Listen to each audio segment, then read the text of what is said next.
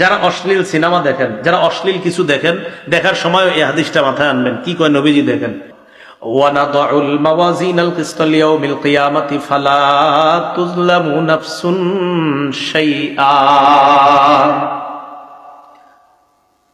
আল্লাহ বলেন, আমি কিয়ামতের ময়দানে ওজনের পাল্লা কায়েম করব, মানুষের আমলনামা ওজন করার জন্য, ইনসাফ কায়েম করার জন্য। কারো প্রতি সামান্য অবিচার করা হবে না। 4 শ্রেণীর সাক্ষী কিয়ামতের ময়দানে দাঁড়িয়ে যাবে। 1 নাম্বার, জমিন সাক্ষী দিবে। এই জন্য জমিনের মধ্যে যখন আমরা চলি, সূরা মুলকের 16 নাম্বার আয়াত সব সময় মনে রাখবো, জমিনে হাঁটার সময় মনে রাখবো। আল্লাহ বলেন, আমিনতুম মান ফিস সামাই আইয়াখসিফা বিকুমুল আরদা ফাইযা হিয়া তামুর। তোমরা কি আসমানওয়ালার থেকে নিশ্চিত হয়ে গেছো যে জমিন তোমাদেরকে, জমিনের মধ্যে আসমানওয়ালা ধ্বংস করে দিবেন না, জমিনের নিচে ধসিয়ে দিবেন না, আর জমিন তোমাদেরকে নিয়ে থর থর করে কাঁপতে থাকবে। এই ব্যাপারে তোমরা নিশ্চিত হয়ে যেও না। আল্লাহ বলেন, জমিনে যখন হাঁটো, জমিনে যখন চলো, তোমরা কি নিশ্চিত হয়ে গেছো? যেমনে অহংকার করো, ভাবসাবে মনে হচ্ছে যে জমিনের নিচে আল্লাহ ধ্বংস করে দিতে পারেন না, জমিনের নিচে আল্লাহ তোমাদেরকে ধসিয়ে দিতে পারেন না, এই ব্যাপারে কি তোমরা নিশ্চিত হয়ে গেছো? বলেন, আল্লাহ চাইলে যে কোনো মুহূর্তে জমিনের একদম 1000 মাইল গর্তের নিচে আল্লাহ আমাদেরকে নিতে পারেন কিনা? তা আল্লাহকে নিশ্চিত হয়ে গেছো? বলেন, জমিনের নিচে ধসিয়ে দেওয়ার ঘটনা অনেক আগে ঘটছে না কিছুদিন আগেও ঘটছে? তুরস্কে বাড়ি সহ গেছে না? তো 1 নাম্বার সাক্ষী হবে জমিন। সূরা জিলজালের 4 নম্বর আয়াত আল্লাহ বলেন, ইয়াউমা ইযিন তুহাদ্দিসু আখবারাহা। সেদিন জমিন তার বৃত্তান্ত সব বলে দিবে। এটা হাদিস শুনেন খুব মনোযোগ দিয়ে। এই হাদিসটাও জমিনের উপর যখন চলবেন আর মাথায় রাখবেন। যারা অশ্লীল সিনেমা দেখেন, যারা অশ্লীল কিছু দেখেন, দেখার সময় এই হাদিসটা মাথায় আনবেন। কি কয় নবীজি দেখেন, তিরমিজি শরীফের 2429 নম্বর হাদিস। রাসূলুল্লাহ সাল্লাল্লাহু আলাইহি সাল্লাম এই আয়াত তেলাওয়াত করলেন, সূরা জিলজালের 4 নম্বর আয়াত তেলাওয়াত করার পর নবীজি বলেন, আতাদরুনা মা আখবারুহা। তোমরা কি জানো জমিনের বৃত্তান্ত কি, জমিন কি বলে দিবে? সাহাবীরা বললেন, আল্লাহ আর তার নবী ভালো জানেন। নবীজি বললেন, ফাইন্না আখবারাহা আন তাশহাদা আলা কুল্লি আবদিন ওয়া আমাতিন বিমা আমিলা আলা যহরিহা আন তাকুলা আমিলা কাযা ওয়া কাযা ইয়াউমা কাযা ওয়া কাযা। নবীজি বলেন, জমিন এইভাবে বৃত্তান্ত বর্ণনা করবে, আতুশাল অমুক এলাকার অমুক বান্দা ওই সময় এতটা বাজে অমুক দোকানের সামনে দাঁড়িয়ে টেলিভিশনের মধ্যে অশ্লীল সিনেমা দেখছে। মাবুদ, আমি জমিন তার বিরুদ্ধে সাক্ষী দিয়ে দিলাম, তোমার কাছে বিচার চাই। সময়, স্থান সব বলে দিবে জমিন। 2 নাম্বার সাক্ষী ফেরেশতা। সূরা ইনফিতরের 10 থেকে 14 নম্বর আয়াতে আল্লাহ বলেন, ওয়া ইন্না আলাইকুম লাহাফিজিনা কিরামান কাতিবিনা ইয়ালামুনা মা তাফআলুন ইন্নাল আবরারা লাফি নাঈমিন ওয়া ইন্নাল ফুজ্জারা লাফি জাহিম। আল্লাহ পাক রব্বুল আলামিন বলেন, তোমাদের সাথে সংরক্ষণকারী যত্নবান ফেরেশতারা আছে। তোমরা যা করো তারা তা দেখে। সম্মানিত লেখকগণ, আল্লাহ এরপর বলেন, পুণ্যবানরা নেয়ামতে পরিপূর্ণ জান্নাতে থাকবে আর অপরাধীরা জাহান্নামে থাকবে। বলি নাউজুবিল্লাহ। এখন আমরা বাঙালি তো প্রশ্ন করে ফেলতে পারি, আল্লাহ বলছে সম্মানিত লেখকগণ থাকবেন, লেখকগণ কি করে? এটা কিন্তু বলে নাই লেখকের কাজ কি। কিন্তু এই আয়াতে তো আল্লাহ বলে নাই লেখে। অনেক লেখক আছে লেখে না। তো এইরকম মনে করেন আঙ্গ বাংলাদেশিরা এই প্রশ্ন করেও ফেলতে পারে যে হুজুর আল্লাহ বলছে লেখকগণ থাকবে, তো লেখকগণ লেখবে এটা কই আছে? তো যেহেতু এরকম বলে ফেলতে পারেন, এই জন্য এই জবাব আল্লাহ কোরআনে দিয়ে দিছে। সূরা যুখরুফের 80 নম্বর আয়াতে জবাব আল্লাহ দিছে। আল্লাহ বলেন, আম ইয়াহসাবুনা আন্না লা নাসমাউ সিররাহুম ওয়া নাজওয়াহুম বালা ওয়া রুসুলুনা লাদাইহিম ইয়াকতুবুন। তারা কি মনে করে তাদের গোপন কথা আর কানাকানি কথা আমি আল্লাহ জানি না? এমনটা কি তারা মনে করে তাদের গোপন কথা আর তাদের কানাকানি কথা আমি জানি না? আমি আপনাদের সামনে কথা বলতেছি, আল্লাহ এটাও জানি। আমি ওনার সাথে এখন কানে কানে কিছু বলবো, আল্লাহ এটাও জানি। আমি ঠোঁট বলা বন্ধ করব, বন্ধ করার পর আমি মনে মনে কিছু বললাম, আল্লাহ কয় এটাও শুনি, জানি। তুমি ঠোঁট খোলো আর বন্ধ করো। হাদিসের মধ্যে আসছে, হাদিসে কুদসির মধ্যে আসছে, আল্লাহ পাক রব্বুল আলামিন বলেন, বান্দা আমাকে যদি ইনজাকারানি ফি নাফসিহি, বান্দা যদি মনে মনে আমারে স্মরণ করে, দেখেন আমি চুপচাপ আছি এখন, ঠোঁট বন্ধ, বিছানায় বালিশে মাথা লাগায় চিন্তা করলাম, আল্লাহর নিয়ে শুধু চিন্তা করছি, আমি কিন্তু ঠোঁট বন্ধ, চিন্তা করছি। আল্লাহ কয় বান্দা তোমার চিন্তা দেখতেছি, শুনতেছি, আমারে তুমি মনে মনে স্মরণ করছো। যাকারতুহু ফি নাফসিহি, আল্লাহ বলে যেই বান্দা আমারে মনে মনে স্মরণ করে আমিও তারে মনে মনে স্মরণ করি। আল্লাহ বলেন তাদের গোপন কথা আর তাদের কানাকানি কথা আমি কি শুনি না, আমি কি জানি না? তারা কি এমনটা মনে করে? না না, আমি সব জানি। শুধু তাই নয়, বালা ওয়া রুসুলুনা লাদাইহিম ইয়াকতুবুন, আমার ফেরেশতাগণ তাদের আমলনামা, তাদের কর্মকাণ্ড লিপিবদ্ধ করে নেয়। লেখেনি তো? লেখকগণ শুধু থাকে না, লেখেও। তাহলে বলেন সম্মানিত ফেরেশতা লেখকগণ তারা দেখে, বলেন ফেরেশতা, বলেন ফেরেশতাগণ দেখে, শোনে, লেখে। এখন আসেন, লেখা তৈরি করার পর একটা খাতা, এটা একটা খাতা, এটা একটা খাতা, এই খাতার মধ্যে লেখাগুলো তৈরি হয়ে গেছে, 1 পৃষ্ঠা 2 পৃষ্ঠা, ঠিক আছে না? এবার বন্ধ খাতা।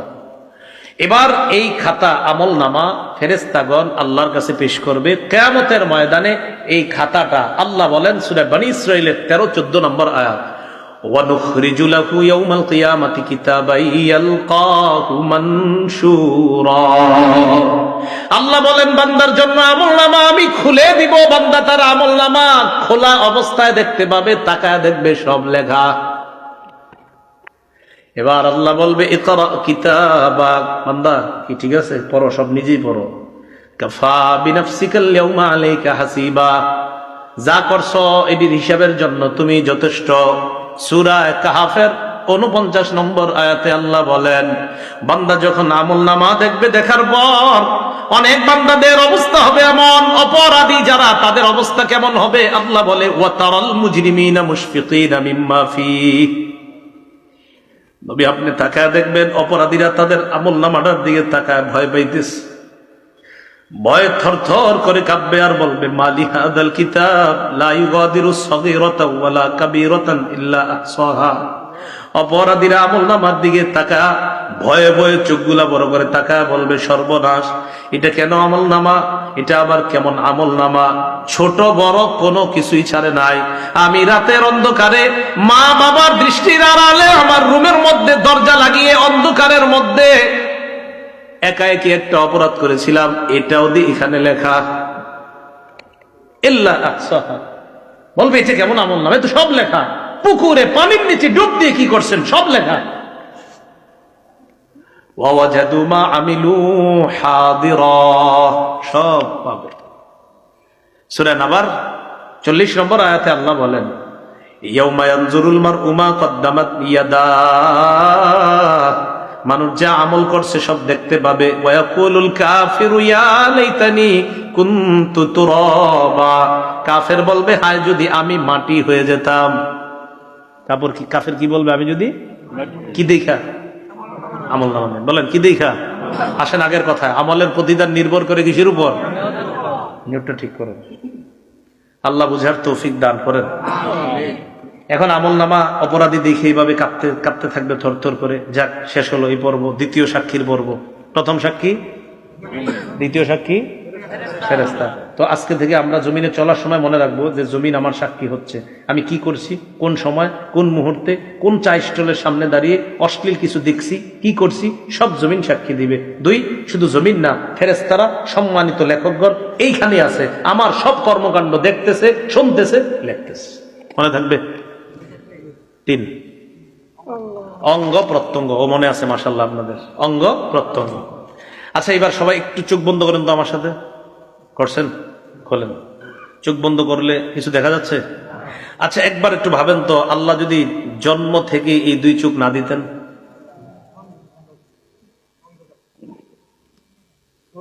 সূরা ইয়াসিনের ৬৬-৬৭ নম্বর আয়াতে আল্লাহ বলেন, ওয়ালাউ নাশাউ লাতামাসনা আলা আ'য়ুনিহিম ফাস্তাবাকুস সিরাতা ফাআন্না ইউবসিরুন। আল্লাহ বলেন, আমি যদি চাইতাম তাদেরকে আমি আল্লাহ তাদের আলো লোপ করে দিতে পারতাম, চোখের আলো লোপ করে দিতে পারতাম। চোখের আলো সরিয়ে দিয়ে আমি আল্লাহ যদি তাদের চোখগুলা চেহারার সাথে মিশিয়ে দিতাম, চলতে চাইলেও তারা চলতে পারতো না। একটু চিন্তা করে দেখো, তোমার এমন করলে কেমন হতো। এরপরে আয়াতে বলে, ওয়ালাউ নাশাউ লামাসাখনাহুম আলা মাকানাতিহিম, আমি যদি তাদের অঙ্গগুলা বিকৃত করে দিতাম, আমি যদি তাদের চেহারা বিকৃত করে দিতাম, হাত পা অঙ্গহানি করে দিতাম। হাত যদি না থাকতো সুদের টাকা ধরতো না, পা যদি না থাকতো পা দিয়ে খারাপ কাজ করতে যাইতো না। আল্লাহ বলেন, আমি এগুলা দিলাম, তো তুমি কি করতেছো এগুলা? আমি যদি না দিতাম কি করতাম? ফামাস্তাতাউ মুদিয়া, সামনেও যেতে পারতা না, ওয়ালা ইয়ারজিউন, পিছেও আসতে পারতা না। কি করতা তুমি? এখন আল্লাহ বলেন, এতগুলো আমি জিনিসগুলা দিলাম আর তুমি খারাপ কাজ করলা। সূরা ইয়াসিনের ৬৫ নম্বর আয়াতে কি বলে দেখেন, আল্লাহ তাকে কিয়ামতের মাঠে জিজ্ঞাসা করবে, এই এটা করছো, এটা করছো? কয় না, আল্লাহ করি নাই। বলবে আল্লাহ করো নাই? না। আল ইয়াউমা নাখতিমু আলা আফওয়াহিহিম, মুখে মোহর মেরে দিবে। মোহর মারার পর আল্লাহ বলেন, ওয়া তুকাল্লিমুনা আইদিহিম, তাদের হাত আমি আল্লাহর সাথে কথা বলবে।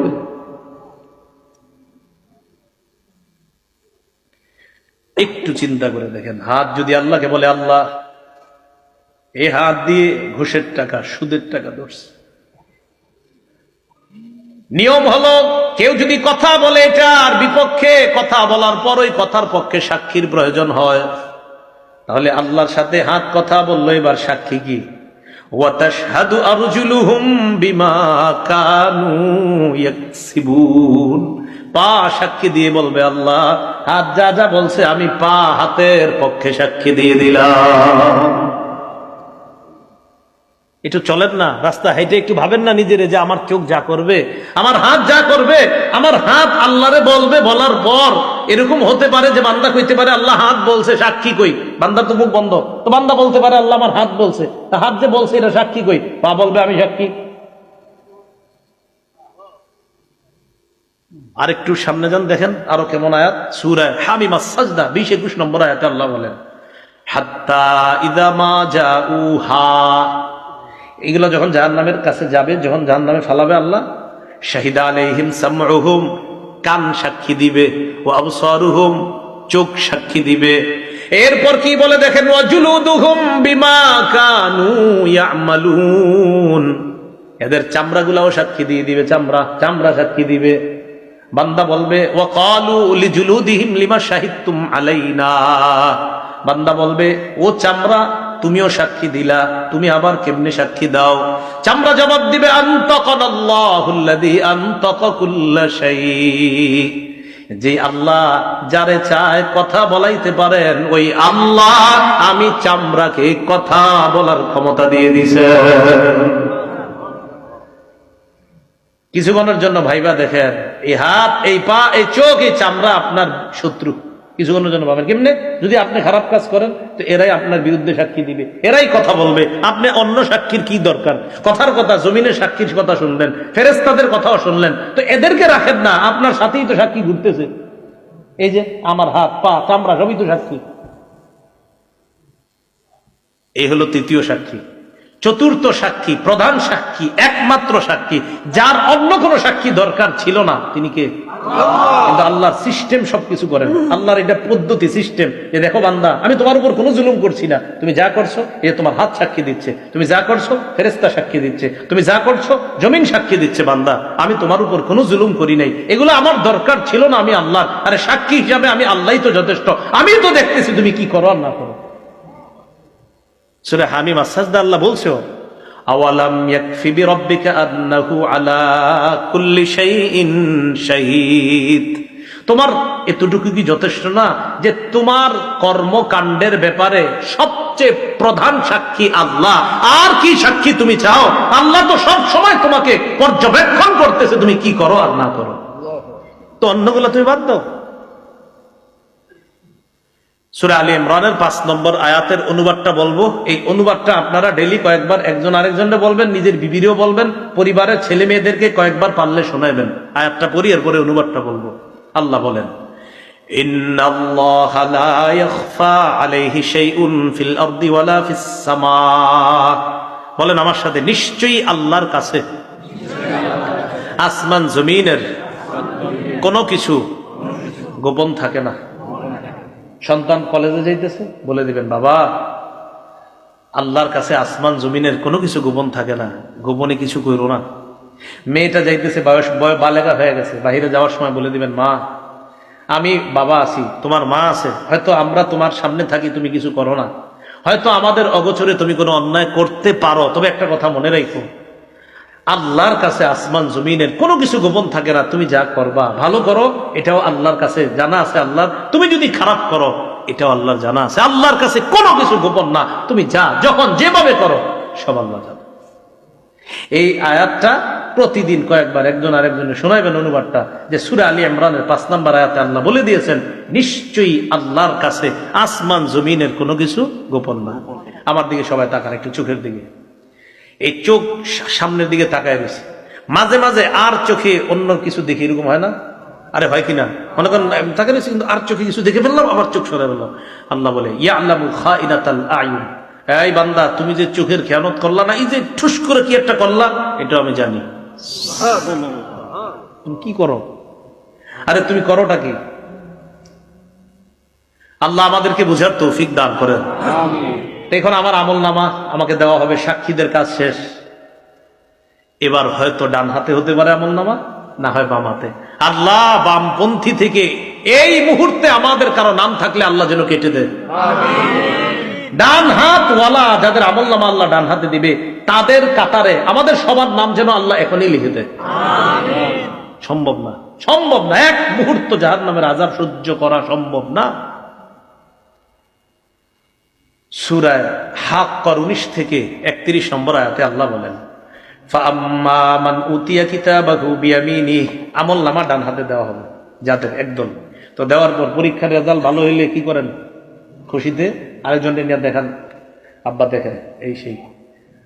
আমল নামা ডান হাতে পাওয়ার পর সে দৌড়ে পরিচিত জনদের কাছে যাবে, যাওয়ার পর বলবে, ফায়াকুলু হা উমকরউ কিতাবিয়া, পরিচিত জনদেরকে বলবে, যে দেখো আমল নামা আমার পেয়ে গেছি, একটু তোমরাও পড়া দেখো, আল্লাহ আমার পাশের খাতায় নাম দিয়ে দিছে, তোমরা একটু পড়া দেখো, আমি পাশ, আমার ডান হাতে দিয়ে দিছি। একটু চিন্তা করে যে আল্লাহ যেন আমারে এটাই করে কিয়ামতের মাঠে, আমাদের সবাইরে যেন এটাই করে।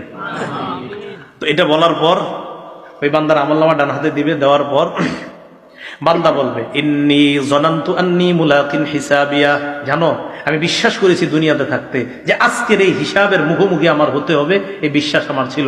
আলহামদুলিল্লাহ, হিসাব নেওয়ার পর আমার রব আমার ডান হাতে আমল নামা দিছে।